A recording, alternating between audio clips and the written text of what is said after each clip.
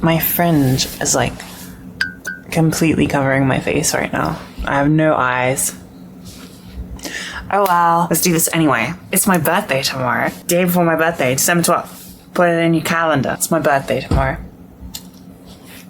And I want to talk to you specifically, about post-trans girl hell. What does that mean? It's not about detransitioning, even though it kind of sounds like that. It's about that stage in your transition where you kind of stop being trans. Although you never actually stop being trans, because it's just an adjective to describe the type of woman or man that you are. In this situation, we're talking about trans femmes, but at a certain stage, you kind of don't really...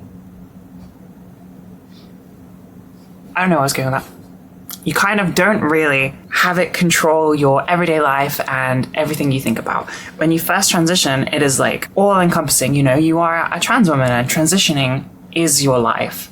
And I think you kind of get to a stage when you're comfortable and you're passing and the voice and maybe surgeries, whatever you're happy with, where you drop the trans and you're just a woman. I think if I didn't do this kind of content, then I would really be in that stage. If I didn't have to think about it so much for YouTube videos and TikToks and stuff, I think I would be in that stage of not really having it dictate my life. I don't really bring it up to new people. I don't really get misgendered. It's not something that I really think about other than to do this content. I don't think it's a bad thing. I don't think it's like a, oh, I don't want to be trans kind of thing. I think it's just a natural progression. You just, you know, transitioning is going from one gender to the one that you are supposed to be. And then when you're there, and that's just you. You know, the trans part is just kind of the journey along the way. So what is the post-trans girl hell? Well, because when you transition, usually most people that transition don't get to do it in their teenage years. And I've talked before about how you miss out on experimentation. It's just a phase that you go through. Granted, cis women go through it when they're like, you know, 13, 14, 15. And a lot of trans people go through it when they're 23. Me. But, you know, it's cute. But another thing you miss out on is being bombarded with the horrible reality of how women are treated. You know, that really got to me. That little toy really threw me off right then. If you're a cis girl, you kind of experience the horrors of reality from a young age. Young women struggle with body image issues, eating disorders, a whole range of like inbuilt kind of self-loathing that gets shoved into you from media and, you know, parents and all kinds of horrible sources. When you grow up male, you get an outside perspective on that. And then if you transition, suddenly you're in it.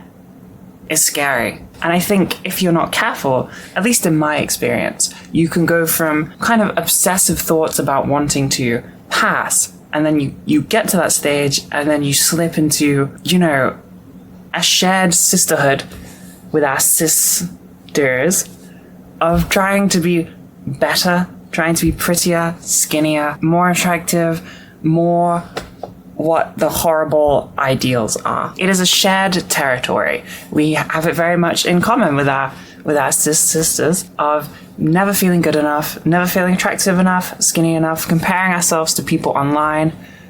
It sucks. And I think once you get out of that kind of all-encompassing trans stage, you then start to compare to cis women.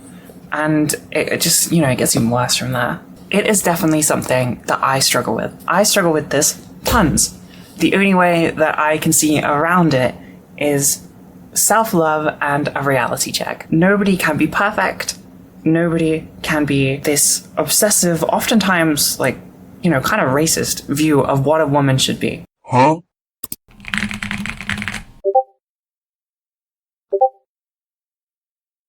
We don't all have tiny waists, giant hips, tiny shoulders. It's not realistic. If you're trans or you're cis, it's not realistic. Unfortunately, the late 90s to the early 2000s happened, and women were taught to be extremely skinny, like heroin chic. And now, we've kind of gone past that, and we're into everyone should look like a Kardashian, with the tiny waist and the and the big butt. And, you know, both of those are insane and not natural. A trend that does seem to be happening is people being fit and healthy and strong and, like, you know, showing off them, like women showing off their muscles and their fitness. And that's awesome. And I hope that that does become like a big wide trend, because that is attainable for most people. So I view this as kind of girl hell. It's where you're stuck comparing yourself to everybody else around you. And I think that cis women struggle with this throughout their entire life. It is a forever women's struggle.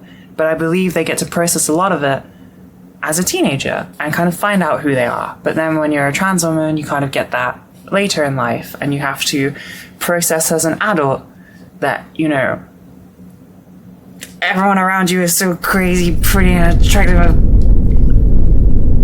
You have to try and avoid making everything a competition with yourself and those around you, like your friends or people you see on social media. It can't be a constant competition of like who can be the prettiest or the skinniest or the, you know, the most girly. One thing that I think applies to both trans and cis women is you need to find self-love. You need to realize that you are a woman. No matter what anyone else tells you, nobody can take that away from you. If somebody comes up to your face and tells you that you're not, or tells you that your hobby is too masculine or whatever, it does not change the true fact that you are a woman and it cannot be taken. And with that knowledge and that power, then you can just kind of see everything through like a new light of like what's enjoyable. So I started doing fitness and weightlifting, and I instantly started to stress about becoming too muscular, which, by the way, very difficult, not something that happens overnight, not something you need to worry about. You can work out very easily. But I found myself stressing. What if I get too top heavy? Because I'm trans, I'm already top heavy. What if I get too muscular? What if I'm not feminine enough? What? It's stupid.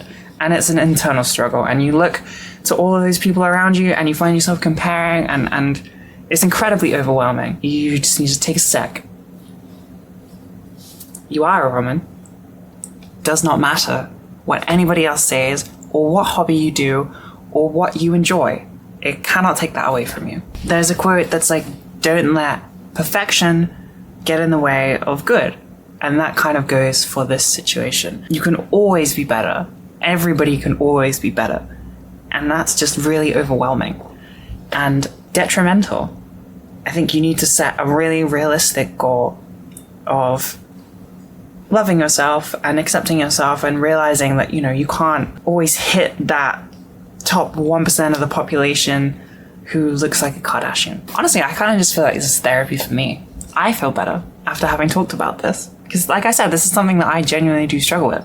And I needed to remind myself, really. Maybe I'll come back and watch this video if I'm still struggling with it in the future, which I'm sure I will be. I hope this helped. Ramble chair, ramble zone, ramble words.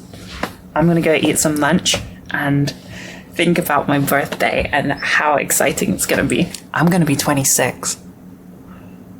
26. Now I'm stressing about being too old. Oh.